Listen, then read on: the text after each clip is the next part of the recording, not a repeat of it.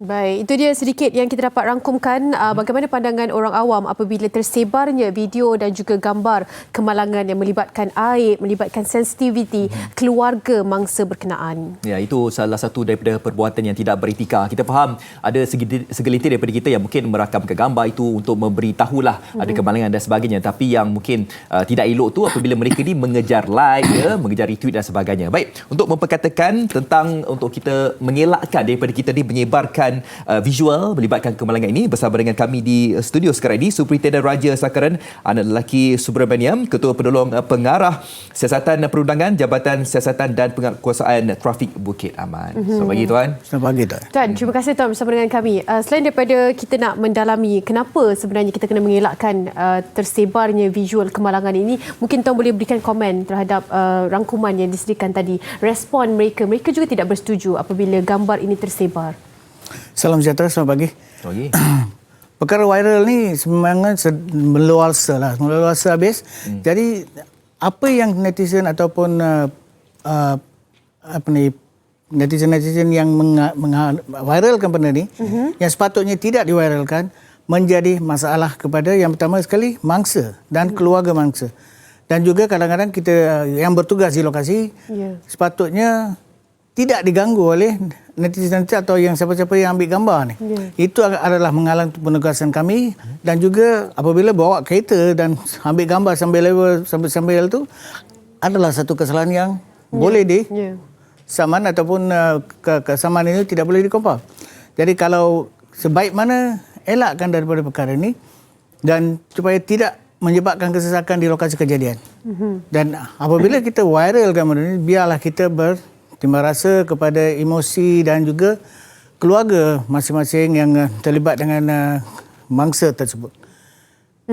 Baik, difahamkan juga ini akan mengganggu siasatan apabila video-video viral melibatkan kes kemalangan dan sebagainya, mengganggu siasatan ataupun kertas siasatan yang dilakukan oleh pihak Tuan sendiri, pihak PDRM sendiri.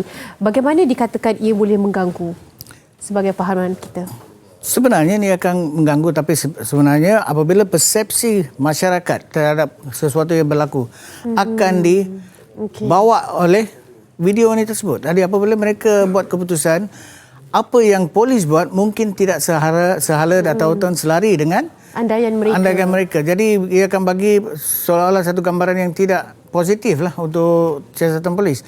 Walau bagaimanapun, siasatan polis ada SOP dia dan tata cara dia. Kita akan follow tata cara ini sepenuhnya untuk mengatasi dan juga akan menilai setakat mana video tersebut ada buktinya kepada pembantuan siasatan kami. Dan ada kalanya ianya juga sikit sebanyak mungkin membantu daripada proses siasatan dan sebagainya.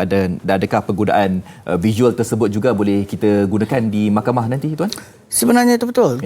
Banyaklah video-video yang diviralkan boleh membantu kita, dan kita akan hantar ke forensik kesahihan video tersebut supaya tidak ada superposition, maksudnya gangguan rakaman tersebut. Apabila sah gambar ini, kita boleh gunakan sebagai bukti dalam siasatan kita. Baik. Apa yang perlu dilakukan oleh kita sebagai individu yang ada visual kemalangan? Adakah salurannya bagaimana untuk disampaikan kepada pihak berkuasa dengan pantas? Sebab kita tahu kalau dimuat naik ke media sosial, sambutannya agak pantas. Dan itu juga yang mungkin dianggap oleh netizen di luar sana. Kalau mungkin ada saluran yang sebegitu untuk disampaikan kepada pihak berkuasa, prosedurnya mungkin kurang jelas, Tuan. Sebenarnya viral ni kalau disampaikan kepada media sosial ni memang akan tersebar luas dan cepat. Mereka akan buat anggapan dan persepsi masing-masing. Jadi apabila benda ni disampaikan kepada pihak polis secara langsung, iaitu di balai yang berhampiran saja. Tindakan yang pertama adalah sampaikan benda ni kepada balai yang berhampiran supaya benda ni boleh dinilai dan dibuat siasatan menjurus daripada laporan itu sendiri. Jadi itu boleh membantu siasatan kami untuk menjelajahkan siasatan dengan mudah.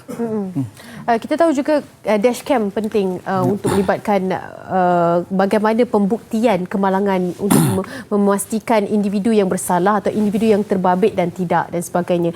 Adakah itu juga menjadi keperluan kini kerana mereka menganggap yang ada visual dashcam itu tersebar di media sosial. Sebelum ini ianya adalah untuk langkah keselamatan, tapi kini ianya menjadi sesuatu yang viral. Apa pendapat Tuan? Dashcam ni memang perlu, tapi belum ada lagi undang-undang yang mengatakan you perlu menggunakan. Sebaiknya adalah dia boleh membantu apabila dalam keadaan yang sesuatu yang perlukan satu visual application tu, kita boleh gunakan benda ni. Tapi kalau dalam pembuktian sesuatu kejadian, kita boleh bawa video ini kepada polis dan polis akan buat penilaian melalui forensik yang kita ada untuk menilai sejauh mana benar visual yang diambil oleh dashcam ni. Jadi adanya dashcam ni adalah baiklah untuk biasanya orang yang terlibat dalam insiden ni tidak dapat buktikan dia yang kata lampu merah, saya katakan merah bertengah. Kalau ada dashcam, pembuktian adalah mudah. Saya rasa untuk waktu terdekat, untuk waktu sekarang ini, saya rasa keperluan dashcam tu harus diguna pakai oleh semua lah, kan, mengikut kepada kemampuan individu masing-masing lah, kan. Tuan, kalau kita lihat daripada perkara ini melibatkan kemalangan. Contohnya di negara Jerman, apabila berlaku sebarang kemalangan, apabila salah seorang individu itu membuat video ataupun mereka ni ambil gambar, di Jerman mereka ni didenda 128.50 euro, bersamaan RM600 lah kalau di Malaysia. Jadi bagi peringkat PDRM sendiri bagaimana? Adakah sampai satu tahap tu kita harus kenakan denda kepada mereka yang mungkin mengambil gambar ataupun ambil video ketika kemalangan ni? Denda untuk perkara-perkara ini belum lagi diamalkan lagi. Jadi apabila kita tengok kita yang ambil gambar ni kena jaga sensitiviti masyarakat, terutamanya Malaysia, yang masyarakat yang majmuk, berbagai bangsa dan sebagainya, dia ada adat dia sendiri. Kalau kita memaparkan mangsa dalam keadaan yang tidak sempurna di tepi jalan dan muka dia dipaparkan di dalam media ni, orang yang tengok tu, terutamanya keluarga, akan traumatise, akan menjadi gangguan emosi. Jadi sepatutnya kita beri kepada pihak penguasa supaya benda ni disampaikan melalui cara-cara yang sepatutnya. Belum ada lagi untuk denda-denda video ni lah. Okey, Tuan, mungkin sedikit nasihat daripada Tuan sendiri untuk kita lebih cakna dengan sensitiviti dan juga apakah yang akan berlaku terhadap kesihatan mental mangsa jika perkara ini tersebar, dan mungkin ini boleh menamatkan ataupun mengurangkan sedikit kegairahan mereka untuk berkongsi tentang perkara viral. Seperti mana yang saya katakan tadi, apabila kita dah berhadapan dengan keadaan ni perlu dibuktikan di mahkamah atau apabila mangsa sendiri tengok apa yang berlaku, memang dia akan menjadi gangguan emosi dan sepatutnya tidak dilakukan. Benda ni disampaikan kepada pembuktian polis dulu, siasatan polis dulu, dan sekarang kita boleh gunakan video tersebut untuk pembuktian siasatan. Baik. Kita lihat daripada skop perspektif daripada untuk tujuan mempermudahkan siasatan lah, ya Tuan. Ya, kalau betul. Kita nak upload ataupun kita nak memuat naik gambar ataupun video berkaitan kemalangan. Baik, terima kasih diucapkan kepada Superintendent Raja Sakaran, anak lelaki Subramaniam, Ketua Penolong Pengarah Siasatan Perundangan Jabatan Siasatan dan Penguatkuasaan Trafik Bukit Aman. Ya, saya harapkan bahawa apa penjelasan yang Tuan berikan tadi dapat memberikan kita ni membuka mata lah, ya, untuk kita ni menjaga sensitiviti setiap daripada kita yang berlaku kemalangan itu nanti. Baik. Itu yang dikongsikan untuk elakkan kita sebarkan visual kemalangan. Kita harapkan agar kita mendapat iktibar daripada perkongsian ini. Teruskan saja bersama dengan kami, rehat seketika.